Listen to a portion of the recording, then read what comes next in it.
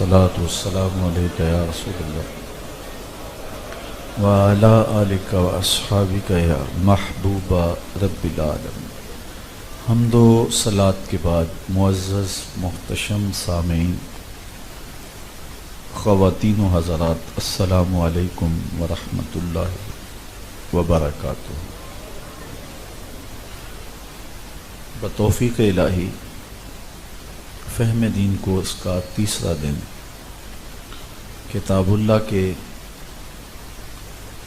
फ़हम के साथ आज हमें नसीब हो रहा है और कल आखिरी दिन होगा और दुआ होगी। आज सूरा मोमिनून की पहली 11 आयात पर मैं आपसे कुछ कहना चाहूँगा।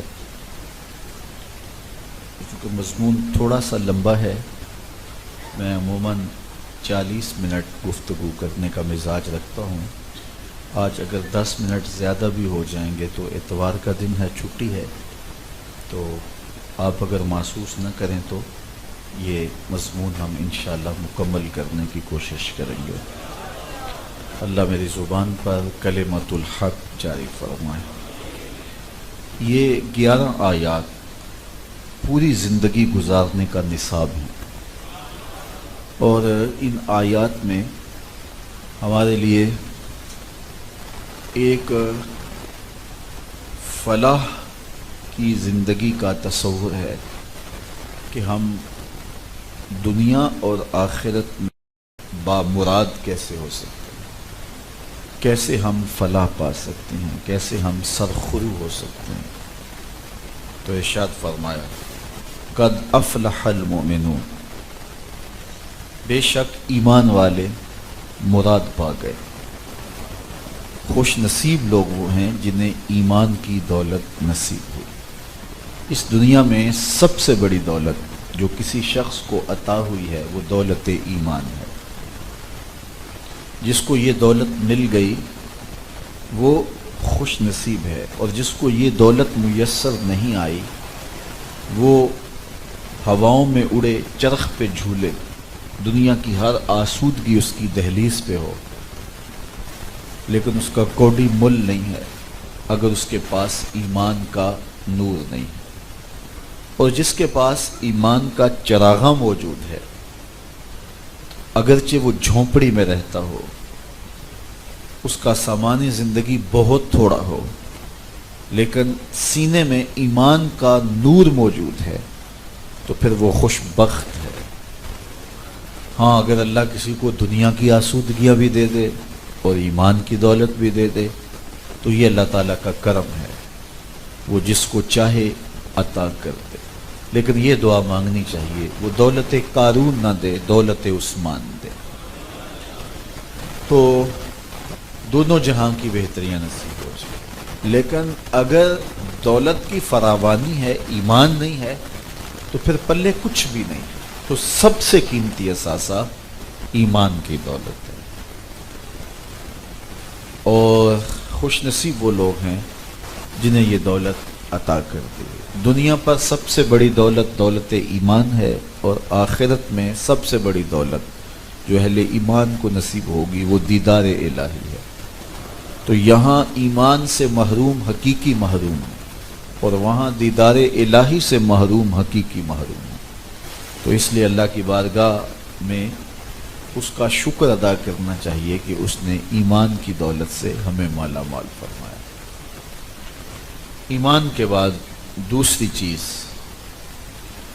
अल्लज़ीना हुम फ़ी सलातिहिम ख़ाशिऊन, जो लोग अपनी नमाज़ों में खुशू करते हैं, इज्ज़ व नियाज़ करते हैं, इज्ज़ करते हैं, आजिज़ी करते हैं, गिड़गड़ाते हैं। तो ये ईमान के बाद दूसरी चीज़ है। हुज़ूर अलैहिस्सलातु वस्सलाम को अहब्बुल महबूबात अस्सलात, यानी हुज़ूर को सबसे ज़्यादा अगर कोई चीज़ महबूब थी तो वो नमाज थी। और फरमाया करते थे कि वजुइलत कुर्रतु ऐनी फिस्सलात, मेरी आँखों की ठंडक नमाज में रखी गई। حضرت بلال حبشی رضی اللہ تعالی عنہ کو جب حضور اذان کہنے کے لیے ارشاد کرتے تو حضور کے کلمات نور سنیے، فرماتے قم یا بلال فارحنا بالصلاۃ، بلال اٹھو اور ہمارے دل کو راحت پہنچا دو۔ تو یہ حضور کے قلب کی تسکین ہے، اور سب سے زیادہ حضور کو محبوب عمل نماز تھا، اور نماز میں ایک خاص کیفیت میں حضور ہوتے، اللہ اکبر۔ تو اہل ایمان جو فلاح پانے والے لوگ ہیں ان کی زندگی کا حسن یہ ہے کہ وہ نمازوں میں خشوع کرتے ہیں۔ خشوع نمازوں میں کیا ہے؟ حدیث احسان، جسے حدیث جبریل بھی کہتے ہیں، وہ جو حاضر خدمت ہوئے تھے اور صحابہ فرماتے ہیں کہ دو زانو ہو کے بیٹھ گئے، فَأَسْنَدَ رُكْبَتَيْهِ إِلَىٰ رُكْبَتَيْهِ، اور انہوں نے اپنے زانو حضور کے زانوؤں سے جوڑ لیے اور اپنے ہاتھ اپنی رانوں پہ رکھے، اور حضور سے انہوں نے کچھ سوال کیے، اللہ اکبر۔ ان میں سے ایک سوال یہ تھا کہ حضور مجھے احسان کے بارے میں خبر دیجیے، احسان کیا ہے؟ تو آقا کریم نے ارشاد فرمایا کہ اپنے رب کی عبادت اس طرح کرے کہ تو اسے دیکھ رہا ہے، یہ تیری کیفیت ہو کہ تو اس کا دیدار کر رہا ہے، اور اگر یہ کیفیت حاصل نہیں ہو پاتی تو کم از کم اس کیفیت میں تجھے ڈوب جانا چاہیے کہ وہ تمہیں دیکھ رہا ہے۔ اور جب یہ احساس ہو کہ میرا رب مجھے دیکھ رہا ہو تو پھر کیفیات کی کائنات دل میں آباد ہو جاتی ہے کہ میرا رب مجھے دیکھ رہا ہے۔ یار پیار سے تو ماں دیکھ رہی ہو، پیار سے تو باپ دیکھ رہا ہو، استاد اور مرشد دیکھ رہا ہو تو طبیعت میں مستیاں آنے لگ جاتی ہیں، تو پھر اگر محبت سے خدا دیکھ رہا ہو، رب دیکھ رہا ہو، تو پھر نماز کے اندر کیا کیفیت پیدا ہوتی؟ تو یہ خشوع کی کیفیت ہے، یا اس کیفیت میں کہ بندہ اسے دیکھ رہا ہو، یہ خواص لوگوں کی کیفیت ہے۔ حضرت مولا کائنات سیدنا علی المرتضیٰ رضی اللہ تعالی عنہ سے کسی نے پوچھا تھا جس رب کی عبادت کرتے ہو کبھی اس کو دیکھا بھی ہے؟ تو کہا لم عابد ربا لم اراہ، جب تک دیکھتا نہیں علی سجدہ ہی نہیں کرتا۔ تو یہ کیفیت خواص کی ہے، لیکن یہ کیفیت تو پیدا ہو کہ وہ مجھے دیکھ رہا ہے، اور یہ کیفیت بھی جب جم جائے کہ وہ مجھے دیکھ رہا ہے، اور پھر اس کو پوری زندگی میں اگر اتار لیا جائے تو پھر بند کوٹھڑیوں میں بھی جرم نہیں ہو سکتے کہ میرا اللہ مجھے دیکھ رہا ہے۔ یہ یقین روشنی دیتا ہے اور نور بانٹتا ہے، اور پھر انسان کی زندگی میں نظم پیدا ہو جاتا ہے۔ وہ کسی کو کہہ دیا جاتا ہے کہ جناب آپ لائیو جا رہے ہیں تو وہ کپڑے سیدھے کر کے بیٹھ جاتا ہے کہ مجھے اتنے لوگ دیکھ رہے ہیں اور میں لائیو جا رہا ہوں۔ تو اگر آپ لائیو جا رہے ہوں تو پھر آپ سیدھے ہو کے بیٹھ جاتے ہیں، حرکات سکنات کو مرتب اور منظم کر لیتے ہیں۔ تو جب رب دیکھ رہا ہو تو یہ تصور نماز میں خشوع پیدا نہیں کرے گا۔ تو فرمایا کہ بے شک وہ اپنی نمازوں میں خشوع کرتے ہیں، والذین ھم عن اللغو معرضون، اور ان کی شان یہ ہے کہ بیہودہ باتوں سے ہر وقت کنارہ کش رہتے ہیں۔ ان کا انداز زندگی، طرز معاشرت، ان کی گفتگو، نشست و برخاست بیہودگی سے مبرہ ہوتی ہے۔ وہ اپنے آپ کو منظم اور مرتب رکھتے ہیں اور فضولیات سے اپنے آپ کو بچا کے رکھتے ہیں۔ بیہودہ امور سے اپنے آپ کو بچا لینا ہی دین کی روح ہے۔ حضرت امام ابو بکر بن داسا کہتے ہیں کہ میں امام ابو داود سے ملا، یہ جنہوں نے سنن ابی داود لکھی ہے، تو کہتے ہیں کہ وہ مجھے فرمانے لگے کہ مجھے اللہ کے رسول صلی اللہ علیہ وآلہ وسلم کی 5 لاکھ حدیثیں جمع کرنے کا شرف نصیب ہوا ہے۔ تو ان میں سے میں نے اس کا خلاصہ تیار کیا تو میرے پاس رہ گئی تقریباً 4-4.5 ہزار حدیثیں، زہد، مناقب، فضائل اور قصص پر مشتمل، پچھلی امتوں کے حالات پر مشتمل جو حدیثیں تھیں ان کو میں نے الگ کر دیا، اور جن سے صرف احکام شرعیہ ثابت ہوتے تھے ان کو میں نے الگ کیا، تو میرے پاس رہ گئیں صرف 800 حدیثیں. 800 احادیث رسول کا ایک اور میں نے خلاصہ تیار کیا تو میرے پاس رہ گئیں صرف 4 حدیثیں. اور ان 4 حدیثوں کے بارے میں وہ فرماتے ہیں یہ اساس الاسلام ہے، اسلام کی جڑ ہیں، بنیاد ہیں. ان میں سے ایک حدیث یہ ہے، من حسن اسلام المرء ترکہ ما لا یعنی ہے. کسی شخص کے اسلام کا حسن یہ ہے کہ وہ ہر بے مقصد کام کو چھوڑ دے. تو زندگی جب مقصدیت کے نور سے مالا مال ہوگی تو پھر زندگی گزارنے کا مزہ آئے گا. ہم اپنی زندگی سے فضولیات کو نکال دیں تو زندگی اچھی ہو جائے گی. میں ایک عرض کرتا ہوں کہ ہم آج ہی شام کو سارے گزرے ہوئے دن کے معمولات کو ایک کاغذ پہ لکھ لیں اور پھر دیکھیں کہ ان میں وہ کون سے امور ہیں اگر میں نے نہ سر انجام دیے ہوتے تو میرا دن پھر بھی گزر سکتا تھا، اور یہ بے مقصد تھے تو ان کو کاٹ دیں اور پکا عزم کر لیں کہ دوبارہ یہ امور نہیں کروں گا. اگلا دن پھر گزاریں اپنے معمول کے مطابق، پھر دیکھیں کہ میرا یہ کام اگر نہ ہوتا میرے دن میں شامل تو اس کو بھی کاٹ دیں. 7 دن ایسا کریں، روزانہ یہ عزم کریں جو کاٹیں وہ دوبارہ نہ کریں، اور آپ خود فیصلہ کریں کہ ان میں سے کون چیزیں فضول تھیں، بے مقصد تھیں میرے دن میں. میں نے یہاں کھڑا ہوا، یہاں بیٹھا، یہ باتیں کی اور یہ فضولیات چیزیں تعلق رکھتی ہیں، میں ان کو آج کے بعد نہیں کروں گا. صرف 7 دن یوں گزاریں. 8ویں دن آپ کو زندگی گزارنے کا مزہ نہ آنے لگا تو مجھے پکڑ لینا. تو ہمارے بہت سارے بے مقصد اور فضول کام ہیں جو ہماری زندگی کو عذاب بنائے ہوئے ہیں.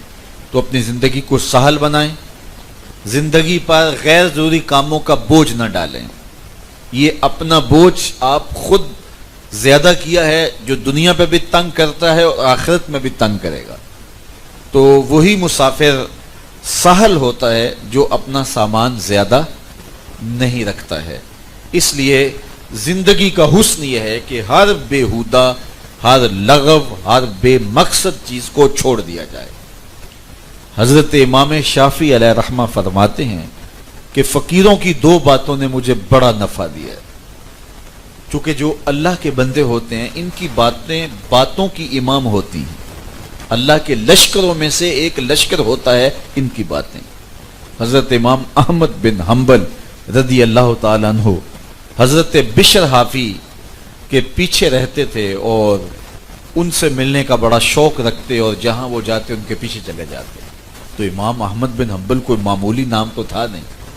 تو کسی نے ان کو کہا آپ بھی عجیب آدمی ہیں، دنیا آپ کو ملنے آتی ہے اور آپ اس درویش کے پیچھے بھاگتے رہتے ہیں.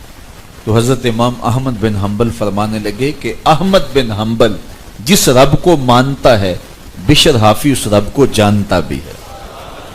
تو ان لوگوں کی صحبت یقیناً اندر کی تربیت کا ایک مؤثر ذریعہ ہوتی ہے. تو فرماتے ہیں امام شافعی کہ فقیروں کی 2 باتوں نے مجھے بڑا ہی نفع دیا.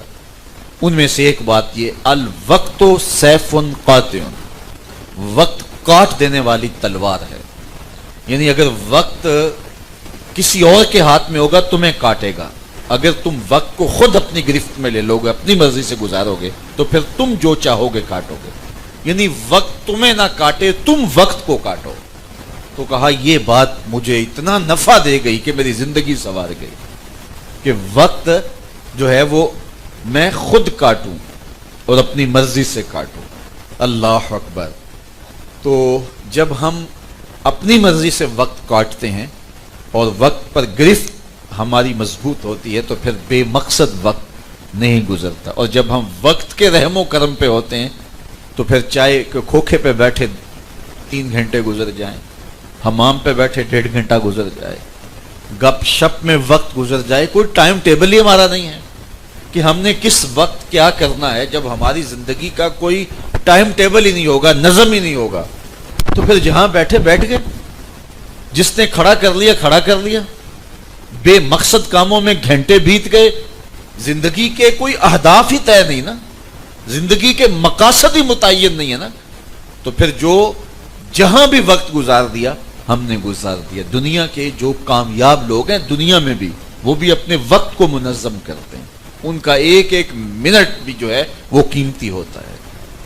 دنیا کے جتنے بھی بڑے امراء ہیں اور بڑے بڑے جو کام کرنے والے لوگ ہیں، جو ہیں وہ سائنسدان ہیں، فلاسفہ ہیں، وہ اپنے وقت کی قدر اور قیمت کو جانتے تھے۔ یہ نیوٹن غالباً میرے ذہن میں پورا نام نکل گیا ہے، یہ نیوٹن تھا یا کوئی اور سائنسدان تھا، تو یہ ہمیشہ ایک ہی لباس میں آتا تھا۔ تو کسی نے اس کے گھر میں جا کر کے دیکھا کہ اس کی الماری میں اسی طرح کے کافی زیادہ لباس پڑے تھے، لیکن ایک ہی طرز کے تھے۔ تو اس سے کہا کہ یہ بات سمجھ میں نہیں آئی، ہم تو یہ سمجھتے تھے شاید آپ کے پاس لباس ہی ایک ہے، لیکن اب راز کھلا کہ لباس تو بہت سارے پڑے ہوئے ہیں، لیکن سب ایک ہی رنگ کے ہیں اور ایک ہی طرز کے ہیں۔ اس نے کہا یہ بڑا مسئلہ ہوتا ہے، کسی تقریب پہ جانا ہو، کسی جگہ پہ جانا ہو تو بعض کا وقت ضائع ہو جاتا ہے کہ کون سا لباس پہنوں۔ تو میں اپنے وقت کو بچایا ہے، جو بھی ہاتھ میں آیا اور اٹھایا اور پہن لیا، سارے ایک جیسے ہی ہیں۔ تو خواتین کا اس طرح بہت وقت ضائع 100 بار نکالتی ہیں اور رکھتی ہیں، یہ پہنوں، اچھا یہ اچھا لگتا ہے، یہ اچھا نہیں لگتا۔ مرد حضرات بھی آج کل وہ اقبال نے کہا نوجوانہ چوں زنا مشغول تن، از حیا بیگانہ پیرانے کہن، دخترانے او بچشم خود اسیر، شوخ چشمو شوخ گیرو خردہ گیر، ساختہ پرداختہ دل باختہ ابرواں مثل دو تیغے آختہ۔ اب یہی حالت ہو گئی نا، نوجوان ہر وقت کنگھی پٹی کے اندر لگے رہتے ہیں۔ علماء نے کراہت لکھی ہے کہ زیادہ بار بال سوارنا، ویسے فرمایا کہ من کانا لہو شارن فل یکرم ہو، جو بال رکھے ان کو سوار کے رکھے، زلفیں رکھی ہیں، داڑھی ہیں، الجھے ہوئے بال نہ، ان کو سوار کے رکھے۔ لیکن وہ دن میں 1-2 مرتبہ کافی ہوتا ہے، لیکن ہر وقت ہی بار بار شیشے کے سامنے آنا، آئینے، یہ عورتوں کا کام ہوتا ہے، مردوں کا کام نہیں ہوتا ہے۔ تو آج مردوں کی عادات بھی ہو گئی ہیں، تقریبات میں جانا ہو تو کس طرح کا لباس ہو، کس طرح کا، تو وہ کہتا ہے میں اپنا وقت بچاتا ہوں، تو میں اس طرح ایک طرح کے لباس رکھے ہوئے ہیں، جو نکالا وہ پہنا اور چل پڑا۔ تو جن لوگوں نے کوئی کام کرنا ہوتا ہے وہ اپنے وقت کو، اس وقت دنیا کے اوپر میں آپ کو بتاؤں سب سے زیادہ محنت اس بات پہ ہو رہی ہے، ٹائم مینجمنٹ پہ، کہ زندگیاں بہت تھوڑی ہیں، کام بہت سارے ہیں، تو وقت کو کیسے مینج کرنا ہے۔ تو جو لوگ اپنے وقت کا خیال کر لیتے ہیں اور وہی کامیاب ہوتے ہیں۔ اور میں آپ کو بتاؤں کائنات میں ایسے وقت کسی نے نہیں گزارا جیسے آمنہ کے لال نے گزارا ہے۔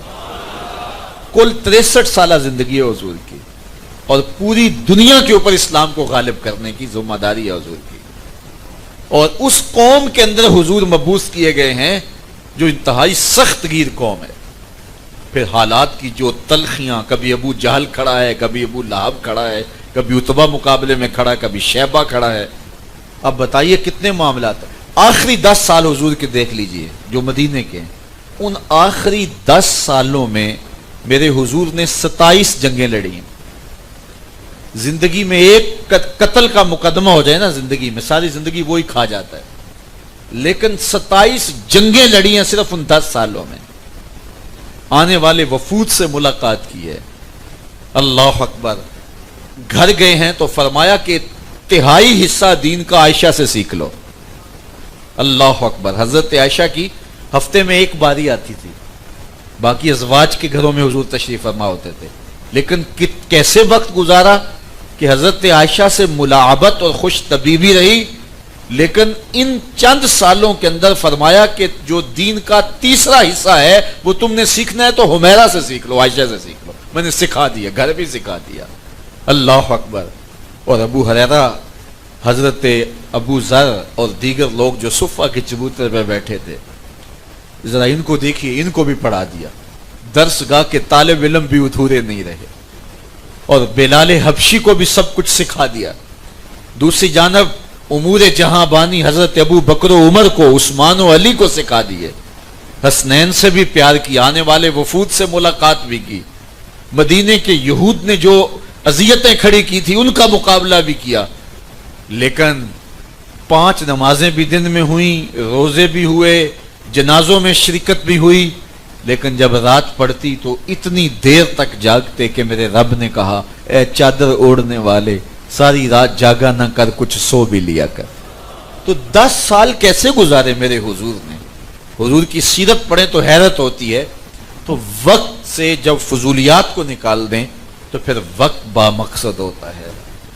لیکن میں افسوس سے کہتا ہوں میں 1 گھنٹے کی تقریر فضولیات سے جب پاک نہیں کر سکوں گا. بعض جگہ ایسا ہوتا ہے کہ 1 گھنٹے کی گفتگو ہے تو اس میں مقصد کی باتیں 2-3 ہوتی ہیں, باقی کوئی ادھر لطیفہ چھوڑا, کوئی ادھر کی بات چھوڑی, کبھی مجمع کی تذلیل کی, تو اونچا نہیں بولتا, تو ہاتھ نہیں اٹھایا. کتنا قیمتی وقت ہے. لوگوں نے ہر ایک شخص نے 1-1 گھنٹہ دیا, 1000 آدمی بیٹھا ہے, 1000 گھنٹہ ان کا ہے, اور تم نے اس کو ضائع کر دیا اس الجھن میں کہ سبحان اللہ اونچا نہیں کہا ہے.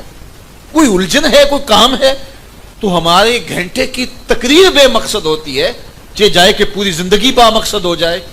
تو میرے حضور نے یہ فرمایا, یہ دین کا نچوڑ ہے. میرے حضور نے فرمایا من حسن اسلام المرء ترکہ ما لا یعنی ہے, کسی شخص کے اسلام کا حسن یہ ہے کہ وہ ہر بے مقصد چیز کو چھوڑ دے.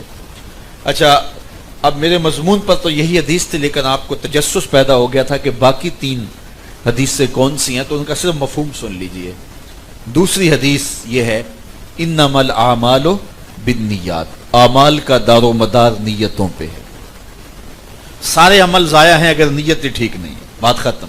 چور اور چوکیدار دونوں رات کو جاگتے ہیں, لیکن ایک کے لیے گناہ لکھے جا رہے ہیں, ایک کے لیے نیکیاں لکھی جا رہی ہیں. تو نیت کے فرق سے کانٹا بدل گیا ہے نیت کا, تو سب کو جہاد جیسا عمل بھی برباد, واض و تلقین نصیحت بھی برباد, سب کچھ برباد اگر نیت میں خرابی آ گئی. دوسری حدیث یہ ہے. اور تیسری حدیث یہ ہے ان الحلال بین وان الحرام بین بینہما امور مشتبہات من وقع فی الشبہات وقع فی الحرام. حلال بھی واضح ہے, حرام بھی واضح ہے. یہ چیزیں حلال ہیں, یہ چیزیں حرام ہیں. ان کے درمیان کچھ چیزیں شبہ والی ہیں. کچھ حلال ہے, کنفرم ہے یہ حلال ہے, یہ حرام ہے, یہ بھی چیزیں طے ہیں. لیکن کچھ چیزوں کے بارے میں شبہ ہے, حلال ہیں, حرام ہے. تو فرمایا جو شبہ میں پڑ گیا وہ گویا حرام میں پڑ گیا. تو جس نے اپنے آپ کو بچا لیا شبہ سے, جب یہ شک بھی پڑ جائے کہ اس کھانے میں زہر ملا ہے, شک سے بھی ہم وہ کھانا چھوڑ دیتے ہیں کہ باقی تھوڑے موجود ہیں, تو کہیں ایسا نہ ہو کہ واقعی پڑا ہو اور ہمیں نقصان ہو جائے, جان گوا بیٹھیں گے.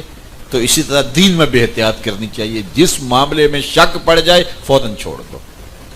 یہ خلاصہ ہے دین کا. اور چوتھی حدیث یہ ہے کہ اتنی دیر تک کوئی شخص مومن کامل نہیں ہو سکتا جب تک اپنے بھائی کے لیے وہ پسند نہ کرے جو اپنے لیے پسند کرتا ہے. تو یہ 4 حدیثیں, ان 4 حدیثوں کو پلے باندھ لیں تو پورا دین, پورے دین کا خلاصہ, اساس دین یہ جو ہے وہ ان 4 چیزوں کے اندر جمع ہے. اللہ اکبر. تو فرمایا کہ والذین هم عن اللغو موردون, اور وہ لغویات سے اپنے آپ کو بچا کے رکھتے ہیں, اپنے آپ کی حفاظت کرتے ہیں. تو امام شافعی فرماتے ہیں کہ فقیروں سے جو میں نے 2 باتیں سنی, ان میں ایک بات یہ کہ وقت کاٹ دینے والی تلوار ہے, تم وقت نہیں کاٹو گے تو وقت تمہیں کاٹ دے گا. دوسری بات جس نے مجھے بڑا نفع دیا وہ یہ ہے کہ اپنے آپ کو نیکی کے کاموں میں مشغول کر دو, ورنہ نفس تمہیں برائی کے کاموں میں مشغول کر دے. اپنی مصروفیات ایسی بنا لو, اپنا اوڑھنا بچھونا ایسا بنا لو, اپنی دوستیاں ایسے لوگوں سے لگا لو, اپنا تعلق ایسے ماحول سے وابستہ کر لو کہ اس کی برکتیں تمہیں ملنا شروع ہو جائے. خالی جگہ ہوگی تو شیطان اسے پر کرے گا, نفس اسے پر کرے گا. اس لیے اپنے آپ کی حفاظت کرو, اچھے لوگوں سے اپنے تعلق کو جوڑ لو تاکہ وہ تمہارے ساتھ جڑے ہوں گے تو وہ وقت دیں گے تمہیں, تو پھر اس کا نتیجہ اچھا مرتب ہوگا. اچھی مجالس سے اپنے آپ کو جوڑ لو, لازم کر لو کہ یہ اچھی مجلس ہے, میں نے وہاں جانا ہی جانا ہے. تو پھر آپ کا وہ وقت, یہ شوق جو ہے کسی مجلس میں جانے کا, وہ اچھی مجلس میں آپ کا پورا ہوگا. اسی طرح دوستیاں بھی, بلکہ اپنی اولادوں کی دوستیاں بھی اچھے لوگوں کے ساتھ وابستہ کرنے کی کوشش کرو. ان کی عمر کے لوگ جو اچھے ہیں, صالح ہیں, ان کے نیڑے کرو ان کو. اس کا نتیجہ کیا ہوگا کہ وہ خالی جگہ پر ہو جائے گی, ورنہ وہ نفس اور شیطان جگہ پر کر دیں گے. اسی طرح اپنے آپ کو صالحین کی تربیت میں دے دو. جس طرح کہ ہمارے ہاں طریقت کے سلسلے ہیں, کسی کامل شیخ سے اپنے تعلق کو جوڑ لینا چاہیے, کسی عالم دین کی صحبت میں بیٹھنے اٹھنے کا مزاج بنانا چاہیے تاکہ اس سے برکات حاصل ہو, ورنہ شیطان کسی موقع پہ بھی کسی غلط جگہ وہ خانہ پوری کر دے گا. اس طرح کاروبار آپ کا ہے تو اس میں بھی آپ ان ساری چیزوں کو، ان ترجیحات کو رکھیں تو کہتے ہیں مجھے ان دو باتوں نے بہت زیادہ نفع دیا ہے۔ میں سمجھتا ہوں کہ صبح اٹھتے ہیں تو قرآن کا درس، شام ہوتی ہے تو قرآن کا درس، اگر کوئی آتا ہے ہمیں ملنے تو کوئی مسئلہ پوچھنے آ رہا ہے، تو سوتے ہیں تو بعض کا خواب بھی آ رہے ہوتے ہیں، تو کھانا پوری اچھی ہوگی نا۔ تو میں کہتا ہوں مالک تیرا شکر ہے کہ تو نے ہمیں راستہ ہی ایسا دے دیا۔ میں اپنے دارالعلوم میں کبھی جاتا ہوں تو رات کبھی 2 بجے کبھی 3 بجے پہنچتا ہوں، تو جو لائٹ ہے وہ بند ہوتی ہے لیکن کسی کے قرآن پڑھنے کی آواز آ رہی ہوتی ہے۔ کبھی کبھی ایسا ہوتا ہے تو میں پریشان بھی ہو جاتا ہوں، لیکن اب مجھے سمجھ آ گئی تو خوش ہوتا ہوں۔